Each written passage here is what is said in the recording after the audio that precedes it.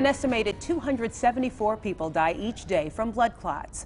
A Peoria family has taken its personal heartbreaking experience with blood clots and turned it into a powerful tool to help others. Deveraux Hubbard is here with more on the run, walk, or trot to stop blood clots. Welcome to Living Well. Thank you for having me.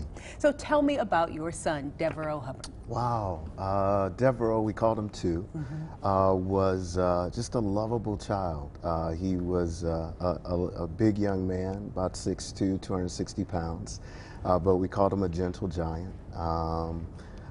Eagle Scout, just a servant, great leader, athlete, loved people, enjoyed life, and it was a joy to be around him. I would tell him all the time he was my hero.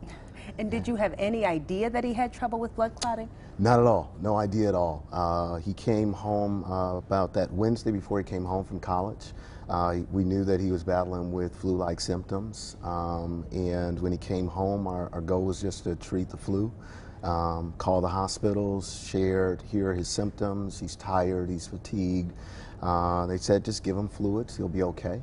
And by that Sunday night, early Monday morning, he just progressively gotten worse. Was having shortness of breath, very difficult time breathing, and we knew at that point it was time to take him to the hospital. Yeah. And when he passed, that experience, I can't even imagine how unbearably painful it is to lose a child. How do you go from that moment of grief to creating a foundation in his name? Yeah, well, I think for us it was trying to decide, do we allow our loss to get the best of us, or do we find purpose in it? And the best way we could find purpose in it was to learn what caused his death, because we had no clue. So we're very thankful for doctors who educated us and did the hard work of helping us to understand what led to his death.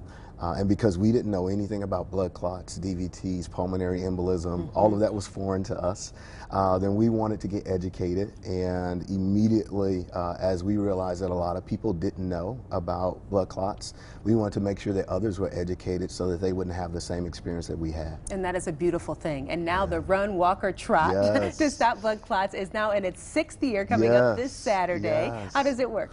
So it's a simple thing, really. I mean, one of the ways to prevent blood clots is avoid a sedentary lifestyle. So it's a way for us to encourage people to get active. So we encourage people to register online at dh2foundation.org. We come out, we have people from serious runners who complete the route in about 26 minutes maybe, to senior citizens, mothers pushing their children in strollers. And they participate.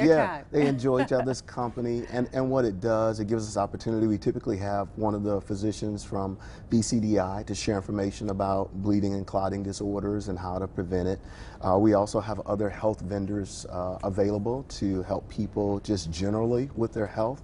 And then we support through this partnership, we support the National Blood Clot Alliance, who is a national advocate partnering with the CDC to educate people on bleeding and clotting disorders. What an amazing way to have your son's legacy live on in such a beautiful way in our community. Thank you so much for being with us here on Living Well. Thanks. All the best at the Walk, Run, or Trot this weekend. You can get involved by going to dh2foundation.org.